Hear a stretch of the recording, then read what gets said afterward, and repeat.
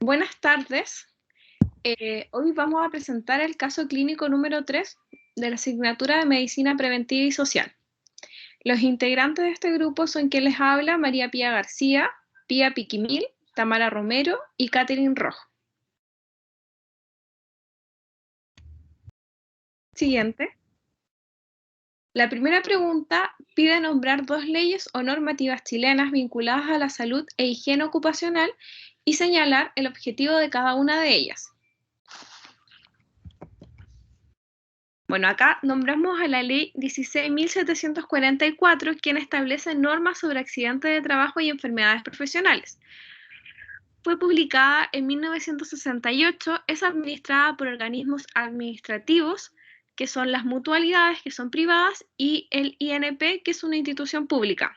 Declara obligatorio el seguro social contra riesgos de accidentes del trabajo y enfermedades profesionales en la forma y condiciones establecidas por la ley, y el médico está encargado del diagnóstico y las prestaciones médicas y económicas según el efecto o daño causado, en base a la cual se calcularán las prestaciones pecuniarias, incapacidad temporal, parcial, total o gran invalidez o muerte.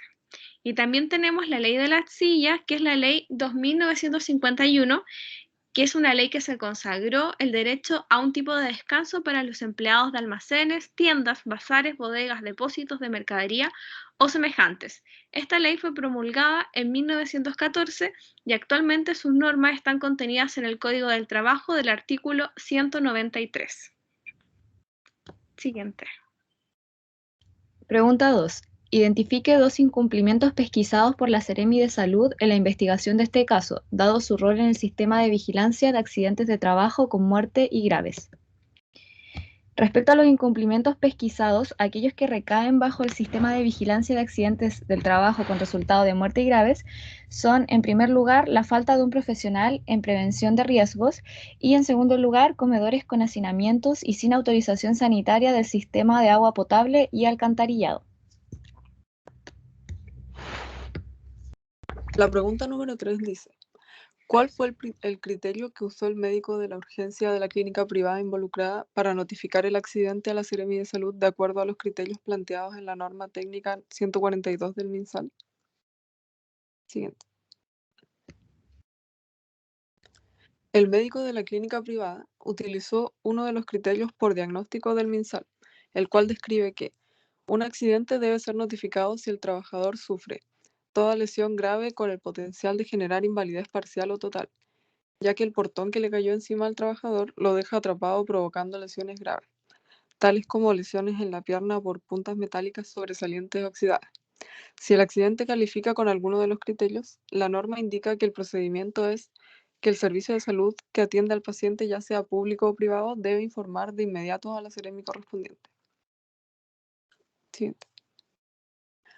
La pregunta número 4 dice: de acuerdo a lo ocurrido en el momento del accidente, en cuanto a las medidas de primeros auxilios hechas por los compañeros de trabajo, señale si el trabajador accidentado pudiera haber estado expuesto a alguna enfermedad de notificación obligatoria. Si su respuesta es positiva, indique a cuál enfermedad. Siguiente. El tétanos es una enfermedad aguda causada por una toxina producida por Clostridium tetani, cuyas esporas están presentes frecuentemente en la tierra y en objetos sucios o oxidados.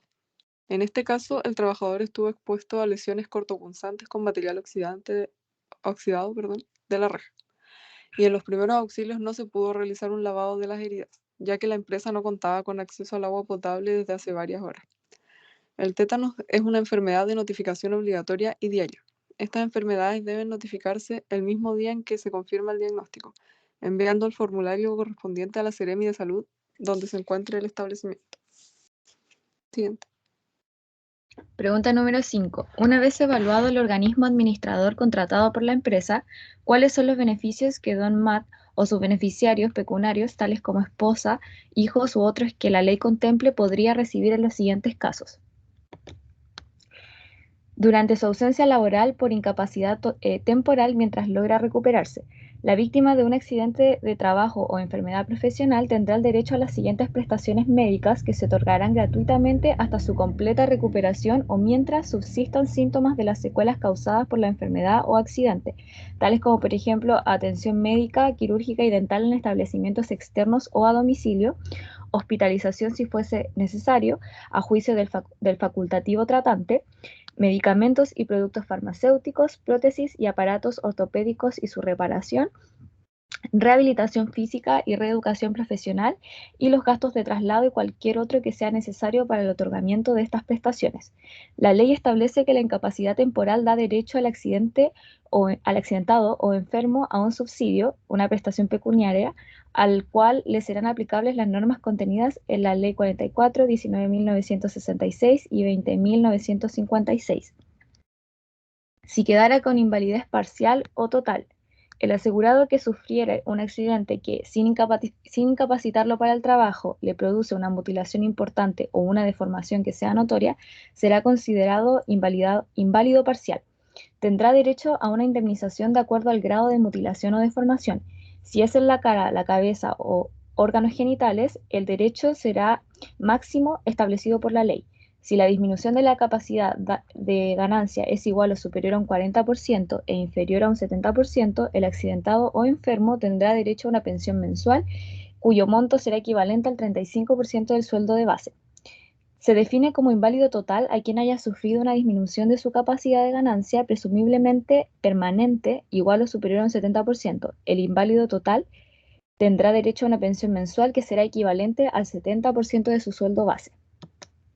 Y por último, si fallece, la ley también regula las prestaciones por supervivencia en el caso de que, a raíz del accidente o de la enfermedad profesional, se produce la muerte de la víctima o si fallece el inválido pensionado, las cuales van a estar dirigidas al cónyuge, hijos, la madre de sus hijos naturales, así como también a los ascendientes o descendientes que causaban asignación familiar.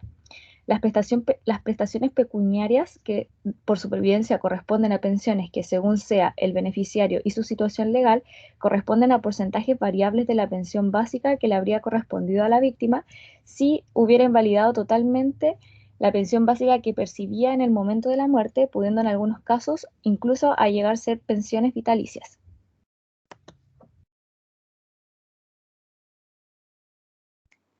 La pregunta número 6 dice: de acuerdo a los factores ambientales que pueden afectar la salud humana, indique si cada uno de los hechos denunciados por el sindicato de la empresa tiene algún fundamento. Fundamente su respuesta. Siguiente. En primer lugar, la primera denuncia que hace la empresa es que hay una falta de prevencionista de riesgos. De acuerdo a la ley 16.744, las empresas que ocupen a más de 100 trabajadores y que pertenezcan al rubro de la minería, de las industrias o comerciales, deben contar con un equipo que sea experto en prevención, el cual debe estar dirigido por un prevencionista, ya que al no contar con este profesional, no hay supervisión de los posibles riesgos que hay en el espacio de trabajo, facilitando así los accidentes laborales. El segundo punto dice baños químicos lejos del lugar del trabajo y sucios. De acuerdo a la misma ley, los baños químicos y o servicios higiénicos no deben estar a más de 75 metros del puesto de trabajo, ya que a mayor distancia, más son los riesgos de accidentes. Por otro lado, que estos se encuentren con mala higiene los convierten en potenciales focos de infección. En cuanto a los comedores pequeños, con hacinamiento, sin lavamanos ni agua potable, así como basureros permanentemente sin bolsas plásticas ni tapas, la ley indica que todos los lugares de trabajo deben contar con agua potable, la que debe estar en condiciones suficientes para que sea posible el consumo humano y para las necesidades básicas de higiene personal, por lo que al no contar con estas medidas se facilita la propagación de diferentes agentes patógenos. En cuanto al punto donde dice no hay servicio de control de plagas, con respecto a este tema, la ley es clara al indicar que se deben tomar todas las medidas adicionales para que el espacio de trabajo se encuentre libre de insectos, libre de roedores y de otras plagas que signifiquen un riesgo de propagación de infecciones y enfermedades, ya que éstas cumplen el rol de ser vectores. Por último, dice, no hay protocolos en prevención de silicio en puestos de trabajo que presenten este riesgo. En la zona de trabajo debe haber un protocolo de prevención y seguimiento para los trabajadores que están expuestos al sílice, ya que este produce enfermedades a largo plazo como la silicosis pulmonar. En conclusión, todos los hechos denunciados por el sindicato están dentro de las medidas básicas que debieran cumplirse en una empresa de trabajo como tal. Siguiente. La pregunta número 7 dice, señale cuál es el valor que le asigna al rol del médico en la eficiencia con los cuerpos legales y normativos que Chile tiene vinculados a la protección, prevención y recuperación en materia de salud ocupacional. Siguiente. El rol del médico encaja dentro de los programas de medicina preventiva y del trabajo, ya que puede encargarse de identificar y reducir riesgos ocupacionales de los trabajadores a través de la observación de síntomas y signos que los puedan estar aquejando, además de tratar todo lo que conlleva a un accidente laboral. Dentro de este último punto, el médico puede denunciar e informar los accidentes laborales a la inspección del trabajo o a la autoridad sanitaria dependiendo del caso, asumiendo un rol importante en la etapa de vigilancia. En conclusión, el rol del médico entonces tendrá diferentes aristas, entre las cuales encontramos prevención, promoción, rehabilitación, asistencia de personas, entre otros, por lo que podemos decir que cumple una función bastante íntegra y completa. Siguiente. Esa fue nuestra presentación del caso clínico número 3. Muchas gracias.